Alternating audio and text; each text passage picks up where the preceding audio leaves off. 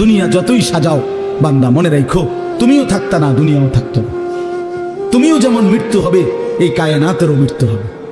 এই দুনিয়ার প্রত্যেক মানুষের মৃত্যু হলে সেটারে মৌত বলে, আর একদিন গোটা সৃষ্টি জগতের মৃত্যু হবে সেটারে কিয়ামত বলে, সেটারে কিয়ামত বলে।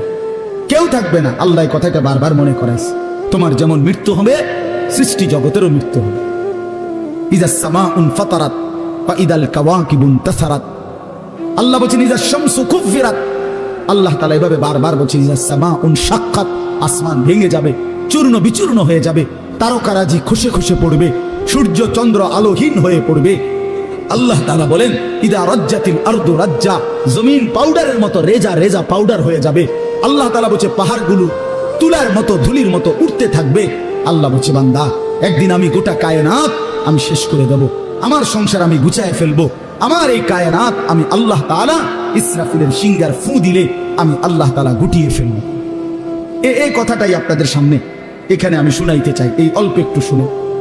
পবিত্র কোরআনুল কারীমের 30 নম্বর পারা, কোরআনুল কারীমের 99 নম্বর সূরা। সূরাটির নাম হচ্ছে সূরায়ে জিলজাল। এই সূরাটি ছোট্ট সূরা, মাত্র 8টা আয়াত। এই 8 আয়াত বিশিষ্ট এই ছোট্ট সূরাটি আমি আপনাদের সামনে তেলাওয়াত করেছি। অল্প কিছুক্ষণ সময়, কোনোভাবেই আমি দেরি করতে চাই না, অল্প একটু সময় ইনশাআল্লাহ এই আয়াতগুলোর তর্জমা এবং তার সাথে প্রাসঙ্গিক সামান্য কিছু কথা আমরা আরজ করতে চাই। আল্লাহ তাআলা আমাদেরকে তৌফিক দান করেন। নওজোয়ান ভাই সকলের কাছে অনুরোধ, ভাই শতভাগ এই অল্প একটু সময়, আমি আসলেই দেরি করব না ইনশাআল্লাহ, মনোযোগ দিয়ে শুনলে ভালো হবে। আমি অনুরোধ করলাম যে বিশেষ করে হাতে যেই মোবাইলটা, এটা নিয়ে ব্যস্ত হইও না ভাইয়া।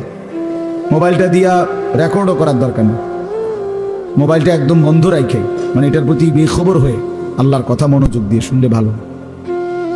এটা একটা জরুরি বিষয়। আসলে যিনি যতটা আন্তরিকতা দেখায় আল্লাহর কথা ক্ষেত্রে, আল্লাহ তাআলা তার ততটা পরিবর্তন নসিব করে। নিজে কোনো রকমের গাফলতি খামখেয়ালি করলে, অবজ্ঞা করলে আল্লাহর কোরআন তার থেকে আসে না, পরিবর্তন আসে না। এটা অনেক গুরুত্বপূর্ণ। আমরা ছোটবেলায় যখন মাদ্রাসায় পড়তাম, তখন আমাদের উস্তাদরা আমাদেরকে সব সময় বলতেন যে ইলম, কোরআন সুন্নাহর ইলম, আল ইলমু লা ইউতিকা বা'দাহু লা তু'তিকা বা'দাহু হাত্তা তু'তিয়াহু কুল্লা। তুমি যদি তোমার পুরা নিজেকে সঁপে দাও ইলমের জন্য, তো ইলম তোমাকে কিছু দিবে। তোমার নিজেকে দিয়ে দাও পুরা, তাইলে ইলম তোমাকে কিছু দিবে, অর্থাৎ সামান্য হবে। কোরআন সুন্নাহর ইলম এতটা দাম, এতটা দাম, পুরা জিন্দেগি দিয়ে দিলে এরপরে সামান্য কিছু ইলম হইতে পারে। একজন বিশ্ববিখ্যাত বুজুর্গ আলেম ছিলেন আমাদের এই হিন্দুস্তানে, ভারতীয় উপমহাদেশে, হযরত মাওলানা মনজুর নোমানী রাহমাতুল্লাহি আলাইহি। তিনি বলতেন, তালেবে ইলম ছাত্রদেরকে বলতেন, নসিহত করতেন যে তালেবে ইলমরা তোমরা ইলমের জন্য নিজেকে ওয়াকফ করে দাও, ওয়াকফ করে দাও। ওয়াকফ করা মাল যেমন আর কোনোদিন ফেরত নেয় না, তোমার নিজেকে এরকম ইলমের জন্য, আল্লাহর জন্য, দ্বীনের জন্য ওয়াকফ করে দাও। যার মাওলা আমি কোনো দিন আর সুখে থাকি দুঃখে থাকি, কিছু পাই বা না পাই, খাইতে পাই বা না পাই, তোমার দ্বীনের জন্য, ইলমের জন্য, কোরআন সুন্নাহর জন্য আমাকে ওয়াকফ করে দিন, ওয়াকফ করে দিন। এরকম হওয়া উচিত, এরকম হওয়া উচিত।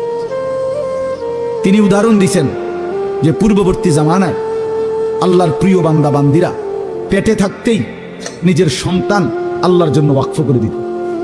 কোরআন শরীফে এটার উদাহরণ আছে। হযরত মরিয়ম আলাইহিস সালাম, আপনারা সবাই নাম জানেন, ঈসা আলাইহিস সালামের মা। এই মরিয়ম, ওনার আম্মা যিনি ছিলেন, মরিয়ম আলাইহিস সালামের মা হযরতে হান্না বিনতে ফাখুস, হান্না ওনার নাম। এই ওনার ব্যাপারে কোরআন শরীফে আছে যে ওনার পেটে যখন বাচ্চা আসছে, মানে পরবর্তীতে যেটা মরিয়ম, এই পেটে বাচ্চা থাকতেই তিনি আল্লাহ তাআলার কাছে বলছেন, ইন্নী নাযারতু লাকা মা ফি বাতনি মুহাররামা, আল্লাহ আমি মান্নত করলাম আমার পেটের সন্তান আপনার জন্য ওয়াকফ, আপনার দ্বীনের জন্য, মসজিদের খেদমতের জন্য, দ্বীনের জন্য ওয়াকফ। এই জন্য আসলে বাস্তবতা এটা আপনি কিছুক্ষণের জন্যই বসলেন, তো এটুকুও মনোযোগী হইতে হয়। নিজের পুরা দিল, কান, চোখ, কোরআন শরীফে আছে আল্লাহ তাআলা বলছেন, কেউ যদি তার দিল, কান এবং চোখ তিনটা একসাথ করে, তো আল্লাহ তাআলা বলে নিশ্চয়ই তার জন্য আল্লাহর কোরআনের মধ্যে উপদেশ এবং নসিহত আছেই আছে। ইন্না ফি যালিকা লাযিকরা লিমান কানা লাহু কলবুন আও আলকাস সামআ ওয়া হুয়া শাহীদ। মনোযোগী হইতে হয়, আপনি মাতবরি করলে হয় না। হুজুররা আর বলবেই কি, জানেই কি, না না, আপনি বহুত কিছু জানেন, তো আপনি এগুলো জানেন না। এবার রাসূলুল্লাহ সাল্লাল্লাহু আলাইহি সাল্লামের জিন্দেগি শুনেন। সবাই শুনতেছেন? ছেলেরা, বাপ তোমরা শুনতেছো? বাপ ভাবতে শিখো ভাইয়া। যত ধমকেই দেই, যত শক্ত কথাই বললাম, দোস্ত আল্লাহর কসম আমি এই বুক চিরে দেখাবো আমি তোমারে ভালোবাসি। আমার জিন্দেগি ছেলেদের জন্য, নওজোয়ানের জন্য, আমার জিন্দেগি, এটা আমার সাধনা, এটা আমার মেহনত, এটা আমার ফিকির আমার।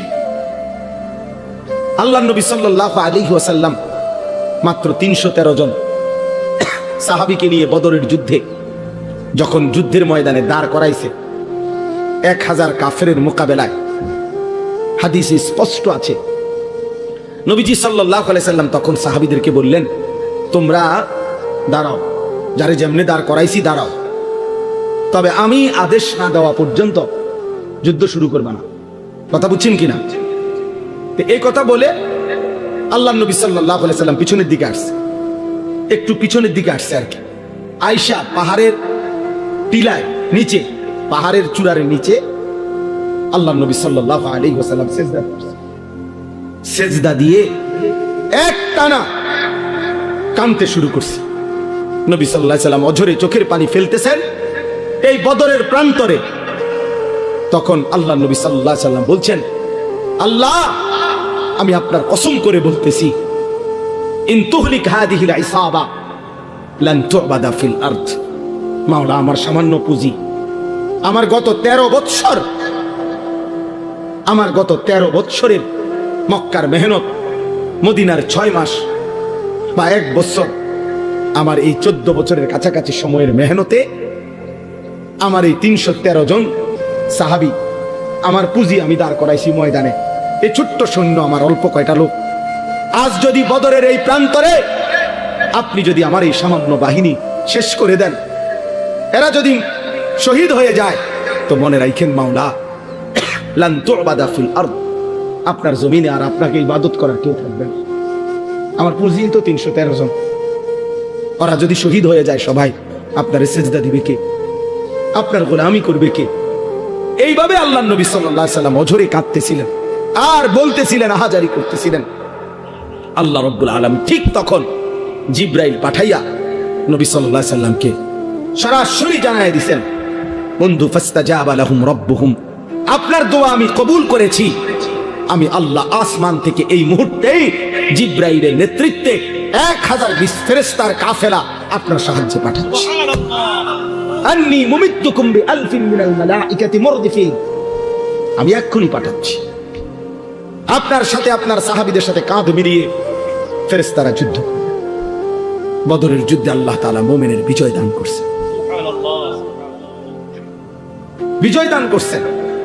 তাহলে এই জন্য ভাইয়া, প্রিয় ভাই আমার, রাসূলুল্লাহ সাল্লাল্লাহু আলাইহি ওয়াসাল্লাম চোখের পানি ফেলছেন। আল্লাহ নবী সাল্লাল্লাহু আলাইহি ওয়াসাল্লাম, আজকে আমরা তো কমপক্ষে চোখের পানিটা তো ফেলতে পারি। এই মুহূর্তে আমরা যদি গাজা যাইতে তো চাই, যাওয়ার জন্য কসম আল্লাহর, শুধু এই মাহফিলে বলতেছি না, একাকিত্ব মালিকের কাছে 1000 বার বলছি, মালিক যদি এই জান তোমার পছন্দ হয় তো এই জান দিতে রাজি আমি, তবু মজলুমকে বাঁচায় দাও, মজলুমকে বাঁচায় দাও। যে সারা বাংলাদেশ ব্যাপী যখন মিছিল হয়েছে আমাদের, সবাই আমরা মিছিল করছি, আলহামদুলিল্লাহ, আমরাও মিছিলে গেছি, আমরাও মিছিল। আমার ছোট ছেলে, আমার 2 ছেলে, আমার বড় ছেলে 13 বছর, আরে আমি সাথে নিছি, তো আমার 7 বছরের ছোট ছেলে, এই যে আমাদের সারা দেশ একসাথে যে মিছিল করলাম আমরা, 7 বছরের ছেলে পয় ধারায় আছে। তা আমি বললাম, আব্বা তুমি ছোট মানুষ, তুমি যাইও না। আলহামদুলিল্লাহ, মালিকের দয়া, আমার বিবি ওই আমারে বলতেছে যে আমার পক্ষ থেকে আমি আমার ছোট ছেলে দেব। কসম আল্লাহ, বলছে ওরও নিয়ে যান, এটা আমি আমার পক্ষ থেকে দিব। অতএব আমি এই মাত্র বলছি, রাসূলুল্লাহ সাল্লাল্লাহু আলাইহি সাল্লামের একজন মহিলা সাহাবী হযরত আয়েশা রাদিয়াল্লাহু তাআলা আনহার বড় বোন হযরত আসমা রাদিয়াল্লাহু তাআলা আনহা, ওনার ছেলে ছিলেন আব্দুল্লাহ ইবনে জুবায়ের রাদিয়াল্লাহু তাআলা আনহু, বিখ্যাত সাহাবী। সর্বশেষ উনি যখন হাজ্জাজ ইবনে ইউসুফের বিরুদ্ধে যুদ্ধ করার জন্য বের হইতেছিল, শেষবারের মতো দুশমনের মোকাবেলায় যুদ্ধে যাওয়ার সময় ওনার আম্মা এই আসমা হযরত আবু বকর সিদ্দিক রাদিয়াল্লাহু তাআলা আনহুর মেয়ে, উনি তখন 90 ঊর্ধ্ব বয়স, উনি চোখে দেখতেন না, অন্ধ হয়ে গেছিলেন। এই মহিলা আসমা আবু বকর রাদিয়াল্লাহু তাআলা আনহুর কন্যা, মানে আয়েশা রাদিয়াল্লাহু তাআলা আনহার বোন। তো আব্দুল্লাহ ইবনে জুবায়ের ওনার ছেলে, উনি যুদ্ধে যাবে, শেষবারের মতো মার কাছে আসছে বিদায় নিতে। মা রে আয়েশা বলছে, মা আমার এই শেষবারের মতো দোয়া করে দাও, আমি শহীদ হওয়ার জন্য দুশমনের মোকাবেলায় যাচ্ছি। তো মা তো চোখে দেখে না, আমরা নিজে উর্দু কিতাবে পড়ছি। উনি কাছে আসছে, মা উনারে কাছে আসতে কইছে, তো কাছে আসছে, আর হযরতে আসমা চোখে দেখেন আমি হাত বাড়াইছি ছেলের গায়ে দোয়া করার জন্য, হাত লাগাইয়েই হাত সরাই ফেলছে। সাথে সাথে হযরত আব্দুল্লাহ ইবনে জুবায়ের অবাক হয়ে গেছে যে আমার মা আমার গায়ের থেকে হাত সরাই ফেললো কেন। ওনার আম্মা আসমা 90 বছরের ঊর্ধ্বে যার বয়স, মুসলিম নারী, সেই মা বলতেছে, আব্দুল্লাহ তুমি না শহীদ হওয়ার জন্য যুদ্ধে যাচ্ছ বললা? বলছে হ মা, শহীদ হওয়ার জন্যই তো যাচ্ছি। হযরত আসমা বলছে, তাহলে সন্তান আমার লোহার বর্ম গায়ে দিলা কেন? লোহার পোশাক গায়ে দিলা কেন? যদি বলো শহীদ হবা, তাহলে গায়ে লোহার পোশাক পরলা কেন? তুমি না বলে শহীদ হবা, খোলো এই পোশাক, আল্লাহর জন্য জান দিয়ে দাও। তো পোশাক খুলে ফেলছে উনি। এরপরে খালি জামায়, শুধু স্বাভাবিক জামা দিয়ে যুদ্ধ করে হযরত আব্দুল্লাহ ইবনে জুবায়ের শাহাদাত বরণ করছে। আরো শুনো যুবক, আমি উর্দু কিতাবে এই ঘটনাও পড়ছি। আল্লাহর নবী সাল্লাল্লাহু আলাইহি সাল্লামের একজন সাহাবী ছিল হাবিব ইবনে যায়েদ, হাবিব ওনার নাম। নবী সাল্লাল্লাহু আলাইহি সাল্লামের এই সাহাবীকে একজন মিথ্যা নবী দাবিদার, সর্বপ্রথম যে নিজেকে মিথ্যুক নবী দাবি করছিল নবী সাল্লাল্লাহু আলাইহি সাল্লামের ইন্তেকালের কয়েকদিন আগে, তার নাম হলো মুসাইলামা, মুসাইলামাতুল কাজ্জাব। তখন নবীজি তখন জীবিত, একেবারে লাস্ট টাইম। এই সময় সে নিজেকে মিথ্যা নবী দাবি করছিল। এই মিথ্যুকের অনুসারী যে কয়েকজন, তারা ঘটনাচক্রে এই রাসূলুল্লাহ সাল্লাল্লাহু আলাইহি সাল্লামের মাত্র 16 থেকে 17 বছর বয়সী হাবিব ইবনে যায়েদ এই সাহাবীকে বন্দী করছে, আটকাইয়া ফেলছিল। আটকাইয়া যখন মুসাইলামা ওই মিথ্যুক ভণ্ড নবী দাবিদারের কাছে আনছে, তো ওই বেঈমান মুসাইলামা ওনার এই সাহাবী হাবিবকে, সুন্দর চেহারা, 17 বছরের ছেলে, নবীজির সাহাবী, ওনাকে বলছে, হাবিব তুমি একবারের জন্য শুধু বলো আমি মুসাইলামা আল্লাহর নবী। এই তখন হযরত হাবিব বলছে, আল্লাহর কসম, আশহাদু আন্না মুহাম্মাদান রাসূলুল্লাহ ওয়া আনতা কাযযাব, আমি সাক্ষ্য দিচ্ছি মুহাম্মদ সাল্লাল্লাহু আলাইহি সাল্লাম তিনিই আল্লাহর রাসূল, আর তুই মিথ্যুক। কিতাবে আছে বন্ধু, এই মুসাইলামা ওনার ডান হাত কেটে ফেলে দিছে। বলছে এবার বল। বলছে লা আনতা কাযযাব বাল মুহাম্মাদুর রাসূলুল্লাহ সাল্লাল্লাহু আলাইহি সাল্লাম। বাম হাত কেটে ফেলে দিছে। বলছে এবার বল। বলছে লা আনতা কাযযাব। ডান পাও কেটে ফেলে দিছে। বলছে এবার বল, লা আনতা কাযযাব। বাম পাও কেটে দিছে। উনি এবারও বলছে লা আনতা কাযযাব, তুই মিথ্যাবাদী। শেষ পর্যন্ত জিহ্বা টেনে ছিঁড়ে ফেলছে, শরীরটা কাইটা টুকরা টুকরা করে, খোদার কসম বুটি বুটি পিস পিস বানায় ফেলছে, গোশতের টুকরার মতো। এরপরে হযরত হাবিব ইবনে যায়েদের পবিত্র লাশকে টুকরা টুকরা করে ছিন্ন ভিন্ন করে ফেলে দিছে। আমরা ওই কিতাবে পড়ছি। ওনার এই খবর মদিনায় আসছে যে ওনারা যেভাবে নির্মম ভাবে শহীদ করছে।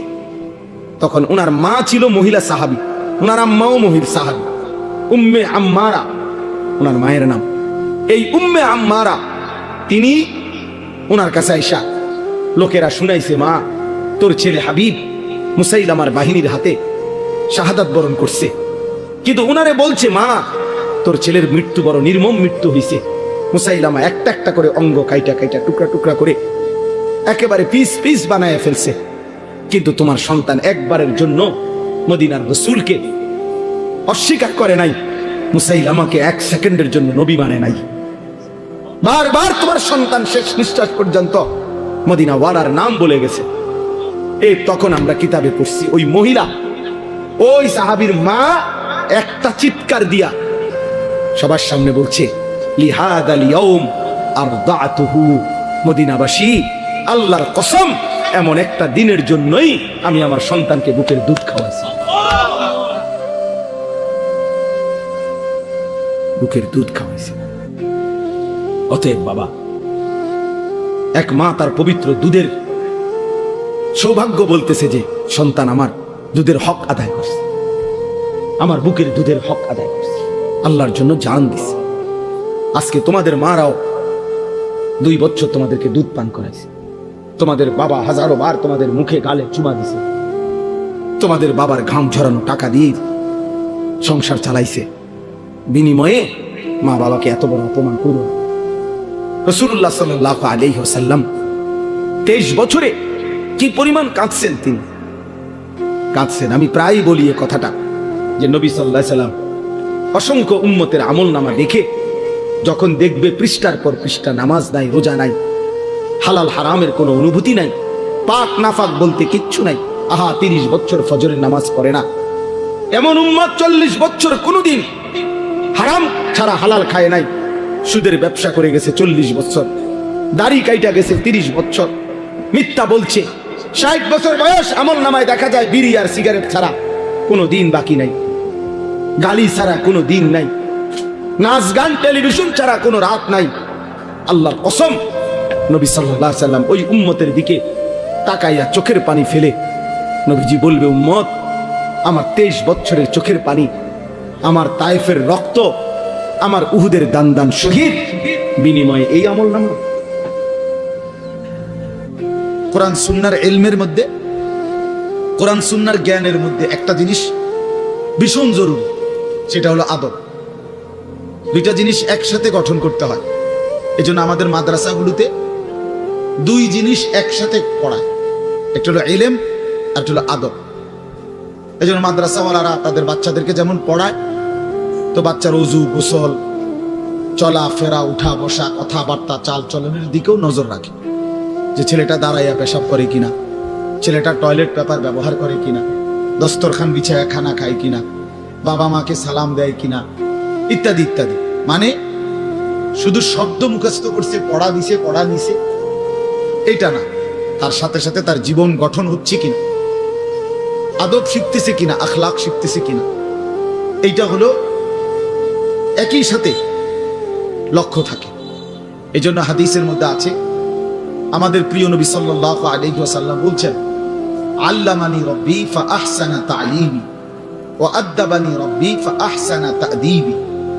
এই একটি হাদিসে নবীজি 2টা কথা বলছেন, যে আমার আল্লাহ আমাকে সর্বোত্তম ইলম জ্ঞান শিখিয়েছেন এবং আমার আল্লাহই আমাকে সর্বোত্তম আদব শিখিয়েছেন। তাহলে একই সাথে বলছেন নবীজি, আল্লামানি রব্বি আদ্দাবানি রব্বি, আল্লাহই আমাকে ইলম শিখিয়েছেন, আল্লাহই আমাকে আদব শিখিয়েছেন। কেন নবীজি বাম পাও দিয়ে টয়লেটে ঢুকছেন, কেন ডান পাও দিয়ে মসজিদে ঢুকছেন?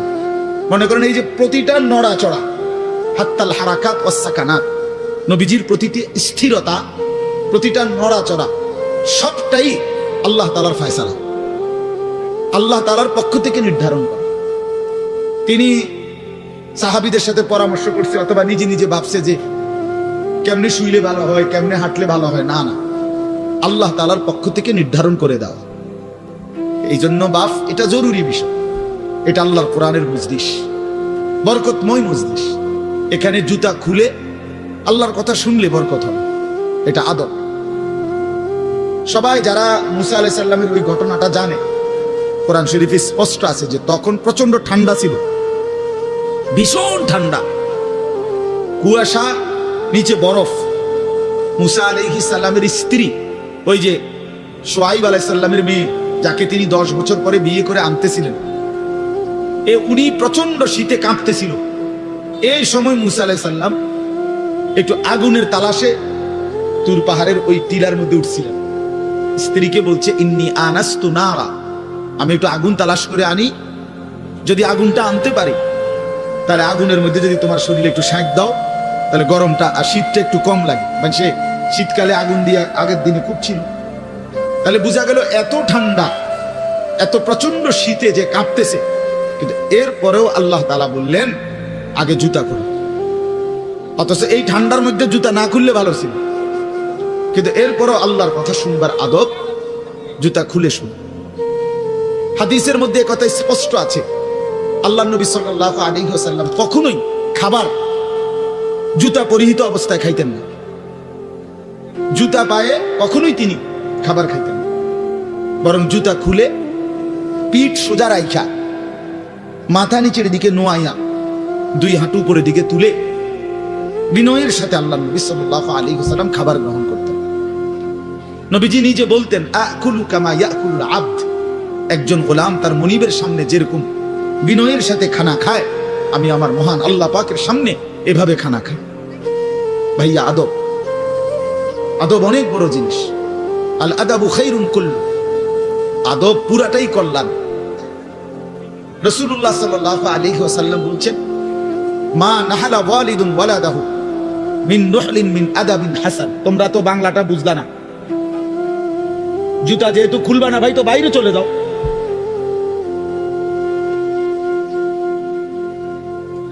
আশ্চর্য মানুষ।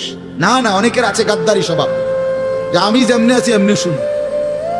এটা সিধা করতে হবে। জিন্দেগি যদি সোজাই না হয় তো বললাম কারে,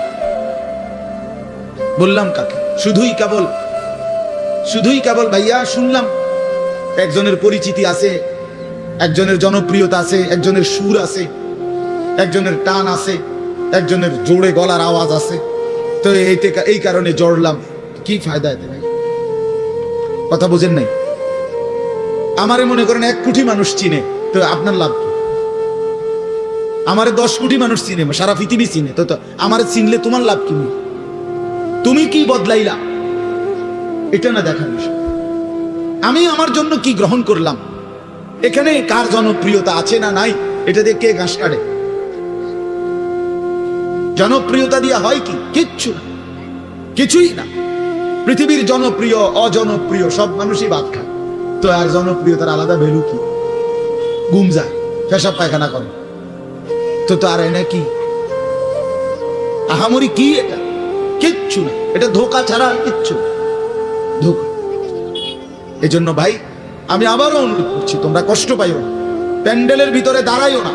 আমি অনুরোধ করলাম কমপক্ষে প্যান্ডেলের ভিতরে ভাই, মাহফিলের যেই যুব সমাজরা আয়োজন করছো ভাই, তোমাদের কাছে অনুরোধ আমার, তোমরা কয়েকজন কমপক্ষে স্বেচ্ছাসেবকের দায়িত্ব পালন করো। যারাই দাঁড়িয়ে আছে তাদেরকে বসতে বলো। এটা ভালো, আজকের জন্য না, সব সময়ের জন্য। হাদিসের মধ্যে আছে, হযরত জিবরাইল আলাইহিস সালাম নবীজি সাল্লাল্লাহু আলাইহি সাল্লামের কাছে, শুনতেছেন আপনারা?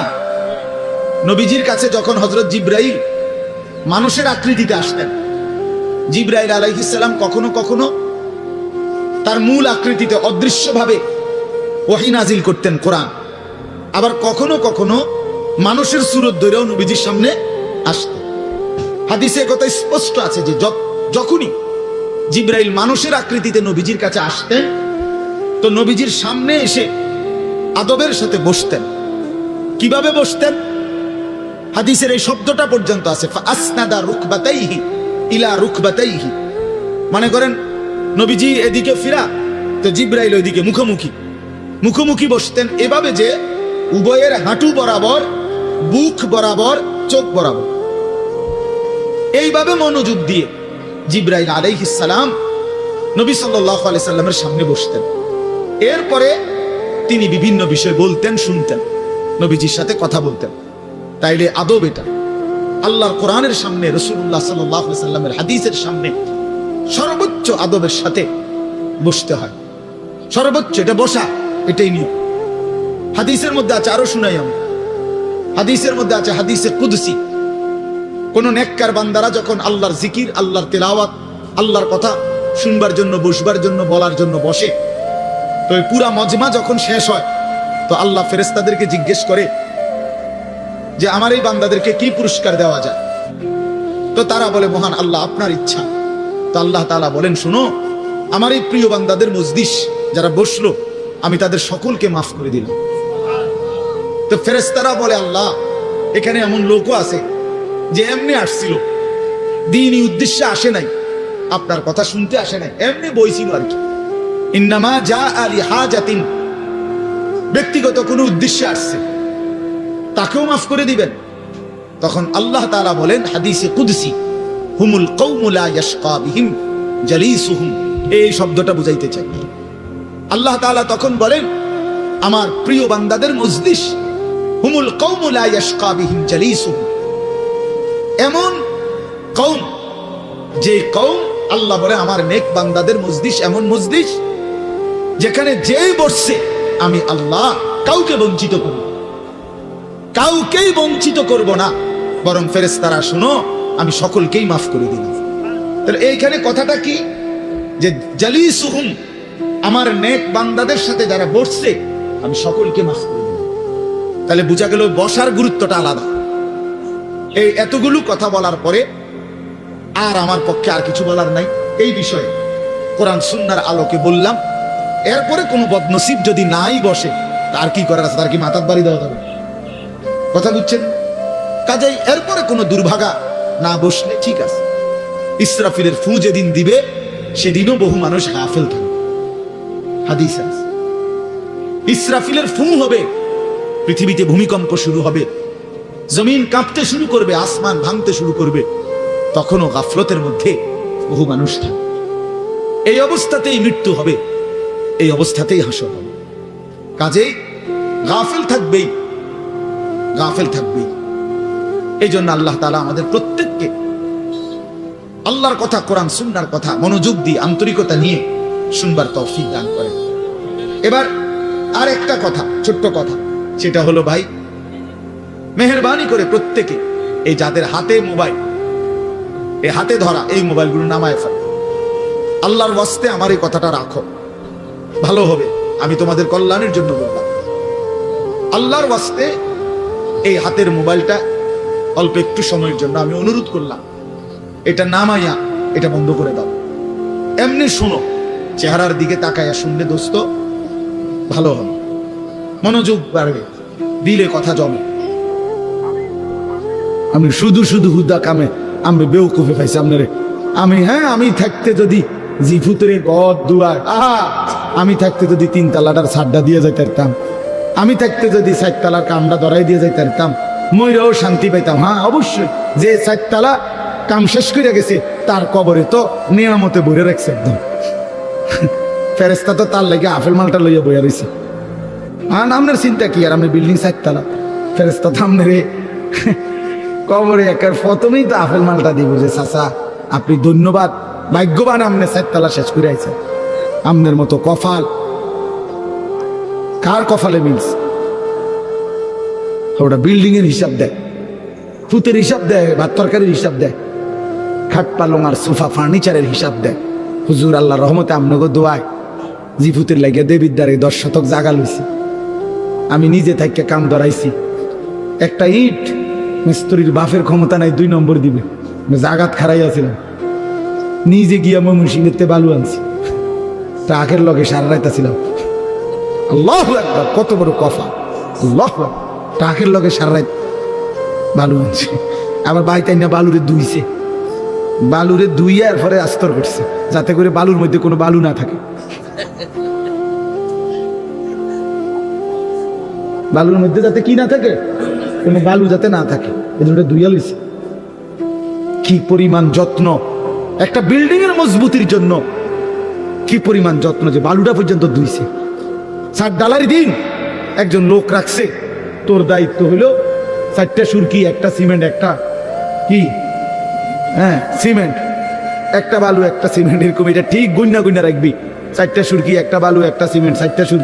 তাই এভাবে যদি একটা কম হলে কিন্তু ঠাইট মারিলাম, বিল্ডিং দুর্বল হয়ে যাবে। বিল্ডিং এত মজবুত, ছাদ এত মজবুত, নিজে থেকে পানি দিছে 15 দিন 20 দিন, সাইডের ওয়ালগুলো গাছছে বেস্তেরি, নিজে থাইকা পানি দিচ্ছে। হায় রে মুসলমান, একটা বিল্ডিং এর জন্য এই পরিমাণ ঘাম জড়াইলেন, সেই বিল্ডিং এ যেই সন্তানটা ঘুমায় সে খোদার 365 দিনে কোনদিন মুসলমানের বাচ্চা 16 বছর বয়সে, কোনদিন 14 বছরের ছেলে মেয়েটা কোনদিন 365 দিনে ফজরের নামাজ পড়ে না, এমন ঘরে ঘুমায়। সেই বাবা তুমিও ব্যর্থ, তোমার সন্তানও ব্যর্থ, মাও ব্যর্থ, জিও ব্যর্থ, দোনোটাই ফালতু। বাপও ফালতু, ফুতো ফালতু, বেটা ফালতু, দুটোটা বেটা। ছেড়ে দাও বেটা, একজনে ঘর ছেড়ে দাও, হয় তুমি ছেড়ে দাও, নাহলে ফুতরে বাইর করে দাও। যে বেটা তোর মতো নাফরমানের লগে ইমানদার থাকতে পারে না, ইমানদার থাকতে পারে না। কথা কাটসাট বুঝাপড়া কর বেটা, হয় তুই থাকবি নাহলে আমি থাকবো। বেটা বেনামাজি অসভ্য, তুই আমার কিসের সন্তান বলেন? কোরআন শরীফ দলিল দেখবেন, কোরআন শরীফ স্পষ্ট আছে। নূহ আলাইহিস সালাম তার ছেলে কেনান ওই যে পানিতে যখন ডুবে যায়, নূহ নবী আল্লাহর কাছে দোয়া করছিল, আল্লাহ ইন্না ইবনি মিন আহলি, আল্লাহ ওই যে ছেলেটা এটা আমার পরিবার। খোদার কসম কোরআনে আছে সূরা হুদের মধ্যে, ইয়া নূহ ইন্নাহু লাইসা মিন আহলিক, আল্লাহ বলছে হে নূহ সাবধান, এটা তোমার সন্তান নয়। বেঈমান ইমানদারের সন্তান হয় না। ইন্নাহু আমালুন গায়রু সালিহ, এটা বেআমল সন্তান, বেআমল সন্তান, বেআমল সন্তান মুমিনের ইমানদারের সন্তান হয় না। এজন্য ছেলেরা 10 জন ছেলেও যদি হও, আরে বাবা তোমার একজন রে আমি বলি, আমি এক ফেরিওয়ালা যে দিবানিশি চিল্লাই, আমি বললাম বাবা যার কপালে সেজদা নাই, তোমরা যারা নামাজ পড়ো না ছেলেরা, তুমি মুসলমানের সন্তান না, তুমি ইমানদারের সন্তান না, তুমি লাওয়ারিস, তুমি বেওয়ারিস। তোমার কোনো, তুমি লাওয়ারিস সন্তান, তুমি বেওয়ারিস সন্তান, তোমার বাপ নাই, তোমার মা নাই। আল্লাহ বলছে ইন্নাহু লাইসা মিন আহলিক, নূহ সাবধান, বেঈমানের জন্য কিছু বলবা না। ফালা তাসআলনি, সরাসরি কোরআন আল্লাহ বলছে বেঈমান সন্তানের জন্য আমি আল্লাহর কাছে কিছু চাইও না, সাবধান। আজকে আমরা এটা বুঝি না মিয়া, আমরা বুঝছি কাল ভাতের থালা, ভাত তরকারি, খানা খাদ্য, আর দুনিয়া, আর দুনিয়ার চাকরি ব্যবসা বিদেশ, টাকা বিল্ডিং দালান, খাট পালং সোফা ফার্নিচার। চোখের সামনে ছেলেটা নষ্ট হয়ে যাচ্ছে, বাবার চোখে কোনো পানি নাই, চোখের সামনে মেয়েটা 8-7 কাপড় পরে রাস্তায় রাস্তায় ঘুরে, মায়ের চোখে কোনো পেরেশানি নাই, লজ্জাও নাই। এই বেটিও নির্লজ্জ, বেটির জিও নির্লজ্জ, দলটা বেহায়া, দলটা বেহায়া। বেটা আমার মা ইজ্জতওয়ালা, আমার কন্যাও ইজ্জতওয়ালা, আমার বিবিও ইজ্জতওয়ালা।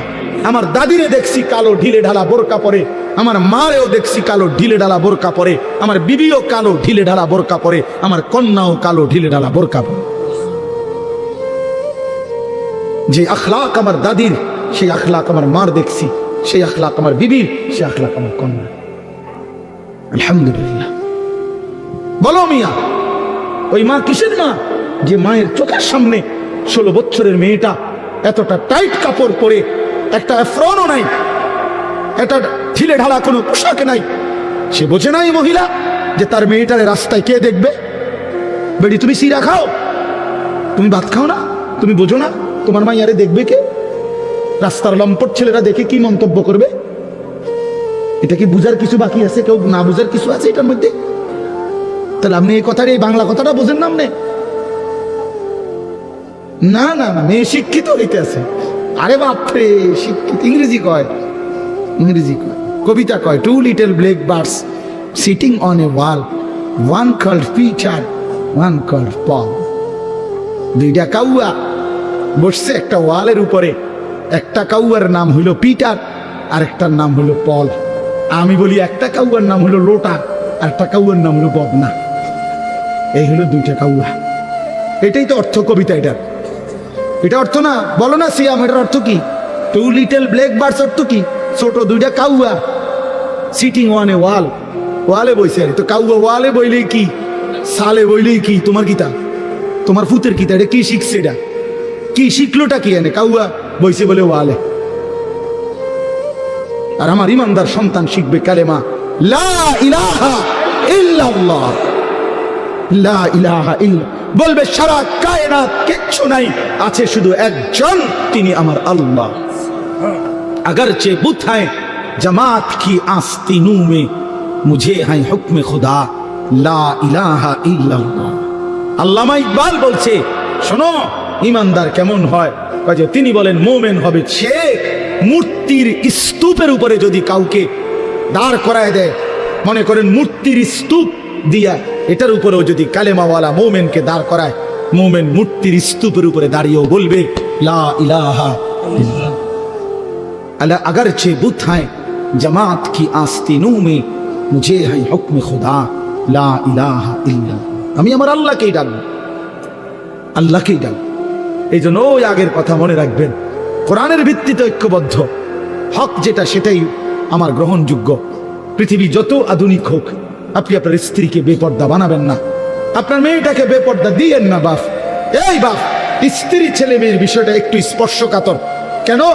স্ত্রী ছেলে মেয়ের নাফরমানির কারণে, বিশ্বাস করেন এখানে একটু ঝামেলা হলে এটাই যে স্ত্রী এবং ছেলে মেয়ে যদি নাফরমান হয়, এর কারণে ওরাও গুনাহগার হয়, অভিভাবকও গুনাহগার হয়। এই ঝামেলা হলে এনে আজ যদি এমন হইতো তাই বেটিকটা তাই, আমারটা আমি, শুধু বাত এক লগে, বুঝলেন না? এটা হলে ঝামেলা ছিল না, মাইয়ারটা মাইয়া, আমি বাপেরটা বাপ না। এখানেই ঝামেলাটা একটু বেঁচে, এখানে দায়িত্ব। আল্লাহ নবী সাল্লাল্লাহু আলাইহি সাল্লাম বলছে ফাররাজুলু রাইন আলা আহলি বাইতিহি, প্রত্যেক পুরুষ তার পরিবারের সদস্যদের ব্যাপারে জিম্মাদার। ওহুয়া মাসউলুন আনহুম, খোদার কসম এটা বুখারী মুসলিমের হাদিস। আল্লাহ নবী বলছেন পুরুষ তার এই স্ত্রী সন্তানের ব্যাপারে হাসরের ময়দানে জিজ্ঞাসিত হবে, কেন তাদের ঈমান গেল কোথায়, তাদের নামাজ গেল কোথায়, তাদের পর্দা গেল কোথায়, তাদের সিজদা গেল কোথায়, তাদের ইবাদত গেল কোথায়। এইটা যদি জিঙ্গাইতো না, যদি এমন হইতো বাবুরে জিটটা জি আমারটা আমি, ফুতেরটা ফুতে আমারটা আমি, তাহলে তে ঠ্যাঙ্গালগি দিয়ে আডুক আর ঠ্যাং নামাই আডুক তারটাতে। কিন্তু এখানে তো ঝামেলা হইলো, আমারও তো জিগাইবে। কথা বুঝছেন কিনা বলে? আমার স্ত্রীর ব্যাপারে তো আমারও কি করবে, জিজ্ঞাসা করবে। আমার ছেলের ব্যাপারে তো আমারই জিজ্ঞাসা করবে। আমার মেয়ের ব্যাপারে তো আমারই জিজ্ঞাসা করবে। যদি এই মুআমালা না হতো তো ছেড়ে দিতাম, যা পিছা দিয়ে ফির, তোর কপালে তুই যা, আমার কপালে আমি। কিন্তু এখানে ঝামেলা হতো হলো তার নাফরমানির কারণে তো আমিও আটকে যাব। এই জন্য আমরা কোরআন সুন্নাত ইলমের কথা বলি, এটাই শেষ কথা। কেন মাদ্রাসাগুলো চিৎকার করে? মাদ্রাসা আপনাদের কাছে আখিরাতের কথা বলে, মাদ্রাসা আপনাদেরকে ঈমানের কথা বলে, মাদ্রাসা আপনাদেরকে পরকাল স্মরণ করায় দেয়।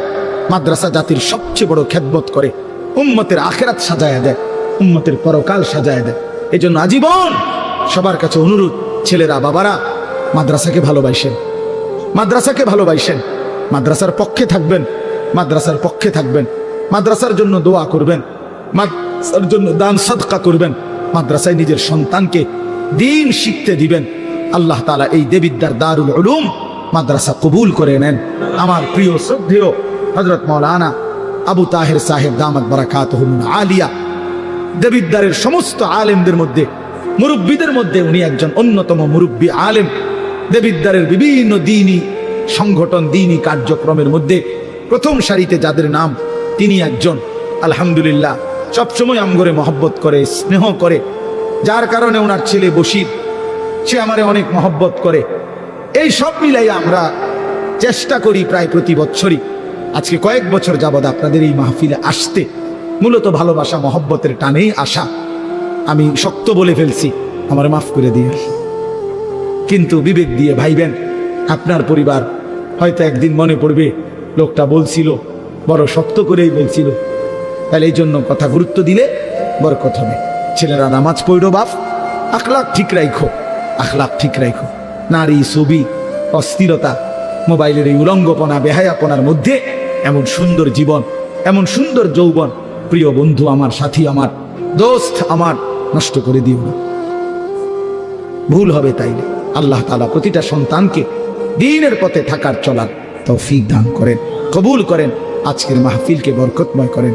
সুবহানাল্লাহি ওয়া বিহামদিহি, সুবহানাকাল্লাহুম্মা, আলহামদুলিল্লাহি রাব্বিল আলামিন।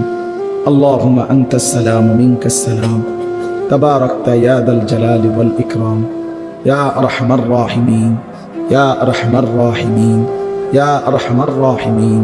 রব্বানা যালামনা আনফুসানা ওয়া ইল্লাম তাগফির লানা ওয়া তারহামনা লানাকুনান্না মিনাল খাসিরিন। রব্বানা আতিনা ফিদ দুনিয়া হাসানা